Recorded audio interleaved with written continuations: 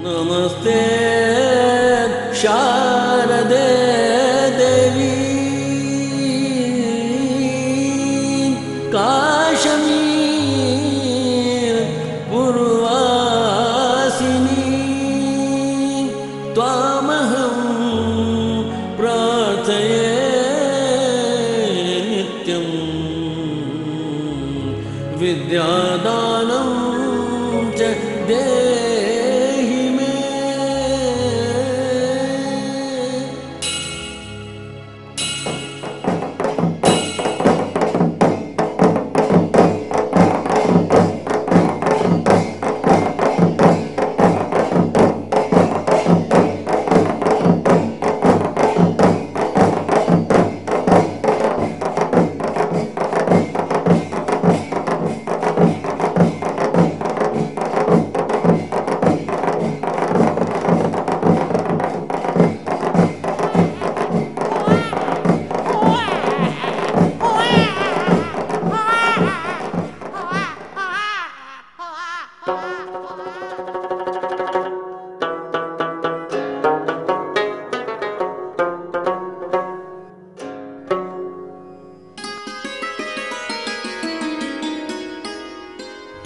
मेरी जिंदगी एक लंबी और कभी न खत्म होने वाली कश्मकश की कहानी है। एक ऐसा सफर जिसमें पड़ाव दर पड़ाव मैं आगे तो बढ़ता गया, लेकिन मंजिल की दूरी कम नहीं हुई। वो तलाश मेरी अपनी थी, मेरे खुद की। मैं अज़ल से ही कुछ मुख्तलिफ था। कोई महात्मा या साधु नहीं था, मैं एक आम आदमी, कश्मीरी पंडित समाज का एक आम फर्द।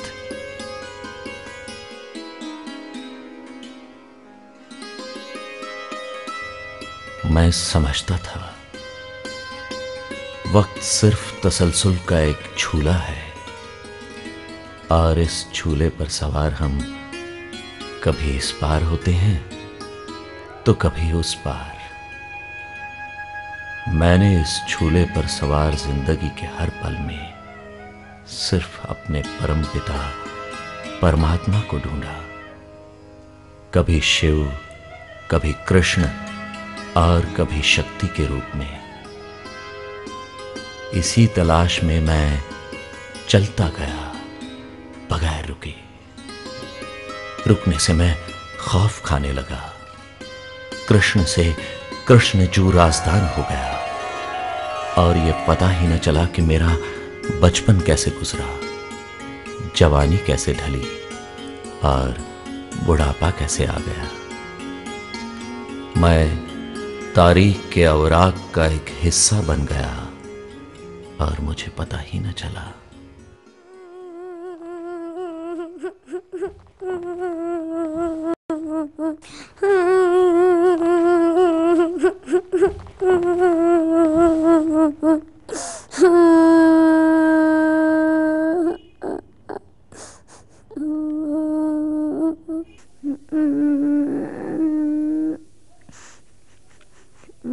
कृष्णा, कृष्णा, कृष्णा। कृष्ण को तो रोते रोते नींद पड़ गई है। चलो अच्छा ही हुआ, नहीं तो रोते रोते आसमान सर पर उठाता है। मंजगुम जाने के लिए काफी जिद कर रहा था।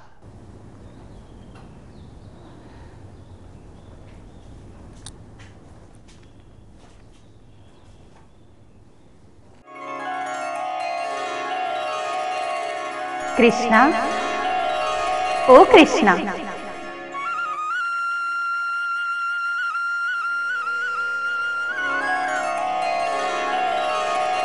कौन हो तुम? मुझे नहीं पहचानते? नहीं तो, पर अच्छी हो। गौर से देखो मुझे, मैं ही तुम्हारी माता हूँ। तुम मेरे पास आने की जिद कर रहे थे ना? मेरे घर वालों ने मुझे अपने साथ नहीं लिया, इसलिए मैं रो रहा था। मेरा मन तुमसे मिलने के लिए बहुत व्याकुल था। पर अब तो मैं आ गई हूं ना। अब अपने आंसू पोंछ लो और मुस्कुराओ। पिताजी कह रहे थे कि आज तुम्हारा जन्मदिन है। हाँ, आज मेरा जन्मदिन है, इसीलिए तो ये नए कपड़े पहने हैं मैंने। देखो, मैं तुम्हारे लिए प्रसाद भी लाई हूँ। प्रसाद मेरे लिए माँ? हाँ, मंजगूम से ये प्रसाद बस तेरे लिए ही लाई हूँ।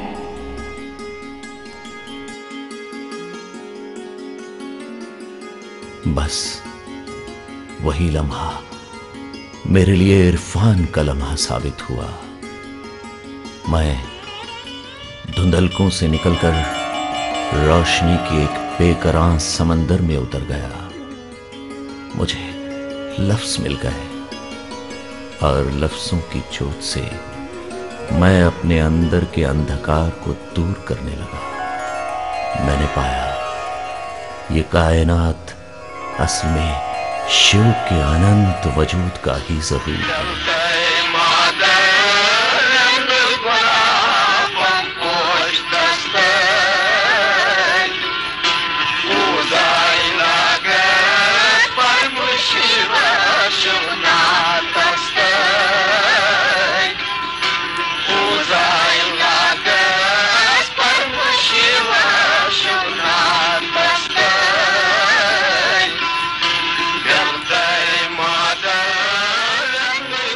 भक्ति शायरी ही नहीं बल्कि 19वीं सदी की कुल्हुम कश्मीरी शायरी में मौसीकी का ऐसा फरोग कहीं और देखने को नहीं मिलता जैसा कि कृष्ण जो राजदान की भक्ति शायरी में मिलता है। आपका जन्म वनपू के मकाम पर 1850 में हुआ। आपके पिता का नाम गणेश रैना था। गणेश रैना का शुमार कश्मीर के बड़े जागीरदारों में होता है। कृष्णजू के अलावा उनकी एक बेटी भी थी जिसका नाम विश्माल था। दोनों भाई बहन काफी लाड प्यार से परवान चढ़े। ये वो जमाना था जब कश्मीर बनने और बिगड़ने के एक अजीब दौर से गुजर रहा था। मुगलों, सिखों और अफगानों के जरिए कायम किया गया माशी और समाजी ढांचा बिखर रहा था और नया निज़ाम अपना वजूद मनवाने के लिए पर तोल रहा था। और इसी नए निज़ाम से उभर रहे थे नए लफ्ज़, नए ख्याल और नए वक्ती।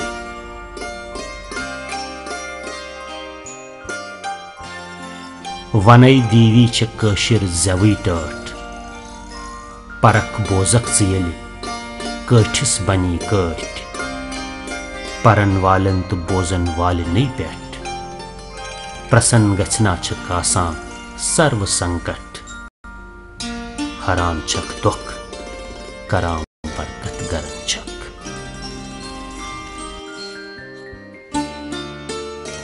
मेरी तलाश तो बस उस पवित्र ज़ात की थी। मैं हर कण में बस उसी को ढूंढता। मेरा लचनो और मेरा अचपोश दोनों उसी ज़ात से जुड़े थे। मेरे लिए परम सत्य की तलाश अहम बन गई। मैं समाज में रहते हुए भी समाज में नहीं था।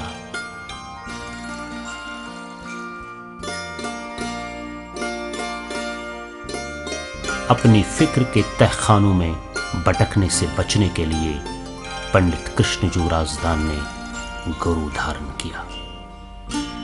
गुरुजी का नाम मुकुंदराम शास्त्री था और वो श्रीनगर आली कदल के रहने वाले थे।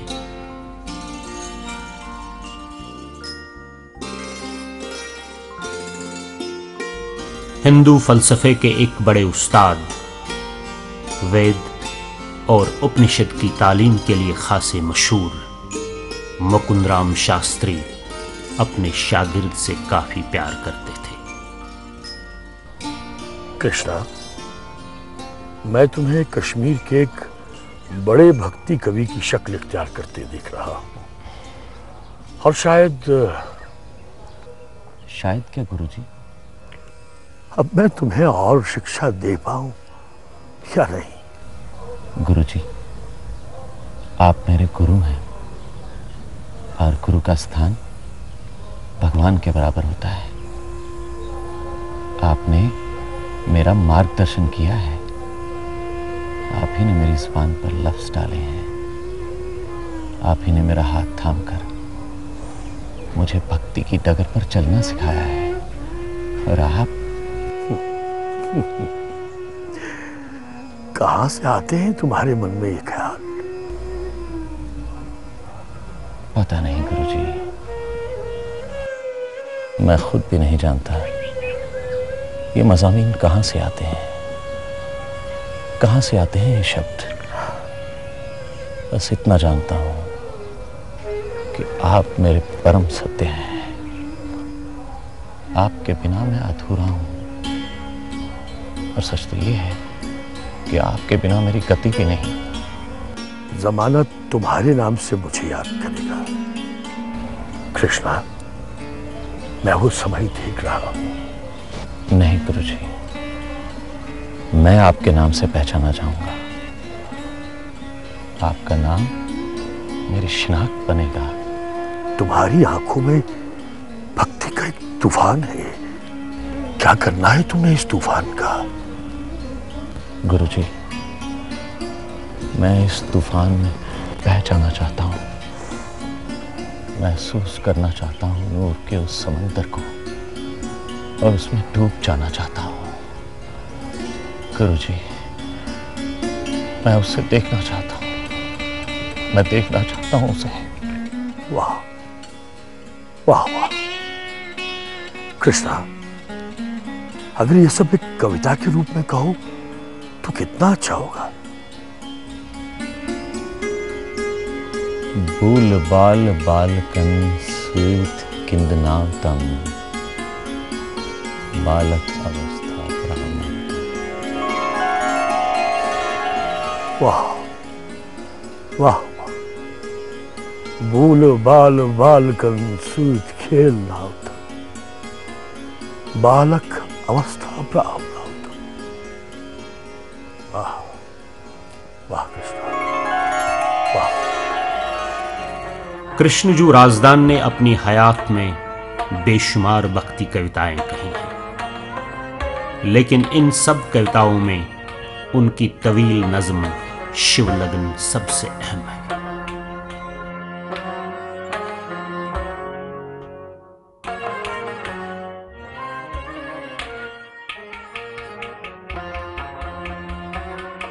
मैं जानता था मुझे जिंदगी के हर दौर से गुजरना है। मैंने बेटे का धर्म ठीक उसी तरह निभाया जिस तरह कोई अपनी साधना निभाता है। मैं ये भी जानता था कि इस सफर में मैं तब तक आगे नहीं बढ़ सकता जब तक मैं उन तमाम मनाजिल से न गुजरूं जो मुझे मुशाहिदे की गहराइयों से हमकिनार कर दें। इसी दौरान मुझे एक सखा मिल गया, एक सच्चा दोस्त, इरनिमाल, मेरी शरीके हयात।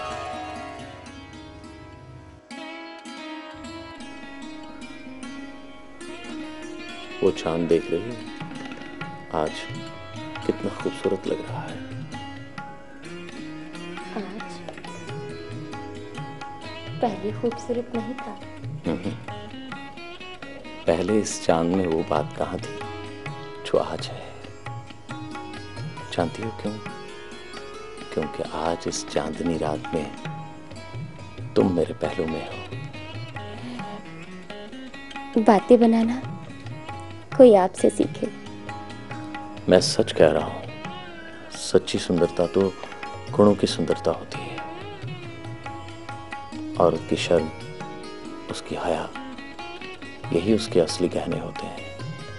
आपके लिए शारीरिक सुंदरता कोई मायने नहीं रखती। इस चांद की ओर ध्यान से देखो।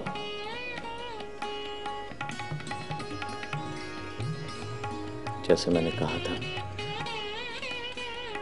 आज इसका हुस्न अपने उरूज पे है, लेकिन जल्द ही ये घटता चला जाएगा और कुछ दिनों बाद ऐसा नहीं रहेगा। जिस चीज का वजूद बाहरी सुंदरता पर टिका हो वो आधारहीन मानी जाती है। बाहरी सुंदरता बेमानी होती है। मन तो पागल घोड़े की तरह दौड़ता है। कभी कभी इन ख्यालों को लेकर बेकाबू सा हो जाता है। मन को वश में करना इंसान का पहला धर्म है। इंद्रियों से मन, मन से लोभ, मोह, यही तो पतन का कारण बन जाते हैं। आपका मन मेरे मन जैसा क्यों नहीं? क्योंकि मैंने अपने मन को उसके सुपुर्द कर दिया है। मुझे भी अपने जैसा बनाइए ना। कौन कहता है तुम मेरे जैसी नहीं? तुम तो मेरे जैसी ही हो। मैं अगर पेड़ हूं तो तुम मेरी शाख हो। मैं अगर फूल हूं तो तुम महक हो। मैं अगर जिंदगी हूं तो तुम जिंदगी का मकसद हो। अगर मैं कवि हूं तो तुम बस कीजिए, मैं कुछ भी नहीं। मैं तो बस आपकी दासी हूं। नहीं, तुम मेरी दासी नहीं, तुम मेरी अर्धांगिनी हो, मेरा आधा शरीर। और आप मेरा भाग्य, आधा नहीं, मुकम्मल।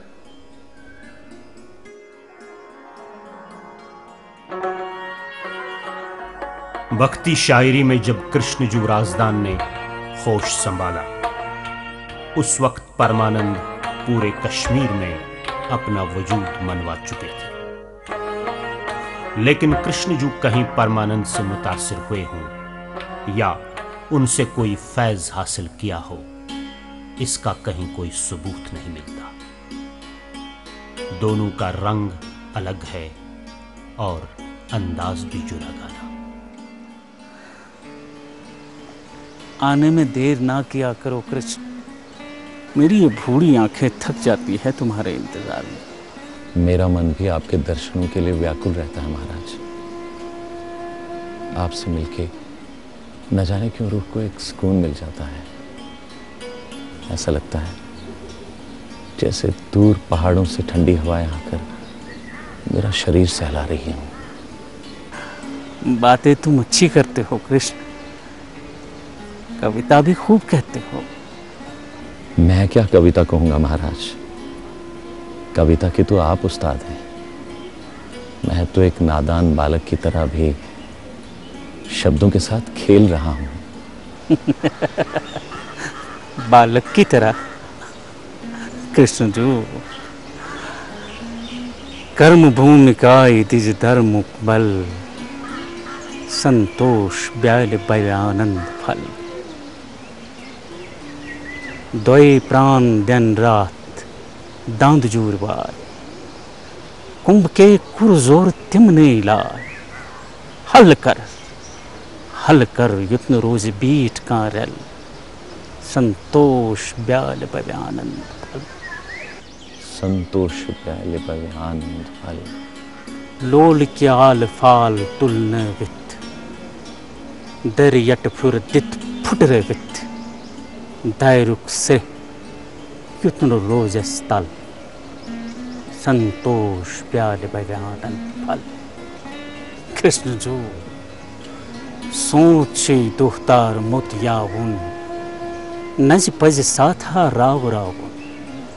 वाव ब्योल मोह प्रार करु मंगल, संतोष प्यारे पर आनंद फल।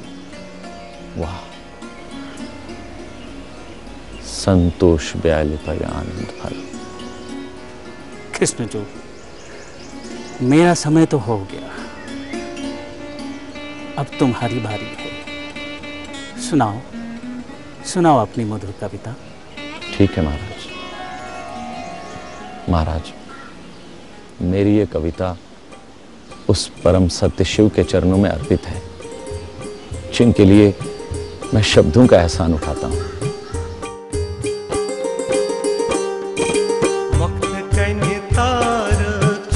तापदानस छम ईशानस पोष पूजा, मक्त कन्य तारक छिस तापदानस छम ईशानस पोष पूजा।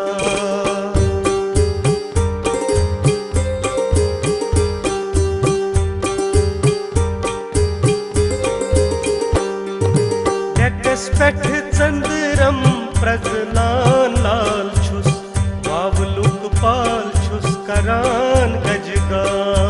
डेकस पेठ चंद्रम प्रजलान लाल छुस, वावलुक पाल छुस करान गजगा। ब्रह्मत विष्णु छिस सज पानस छम ईशानस पोष पूजा। ब्रह्मत विष्णु छिस सज पानस छम ईशानस पोष पूजा। मक्त कन्य तारक छिस तापदानस छम ईशानस पोष पूजा। कृष्णजू राजदान ने वाकई वो मकाम हासिल किया था जहां शायरी के लवाजिम बेमाने हो जाते हैं, बस ख्याल अहम बन जाता है। उसके लफ्ज दिल की गहराइयों से उबर कर आते और शेर हो जाते, वक्ती का एक नया रूप बन जाते। कृष्णजू राजदान की शोहरत दूर दूर तक पहुंच गई। महाराजा प्रताप सिंह के दरबार में कृष्णजू का जिक्र होने लगा। महाराजा इस अजीम ज्ञानी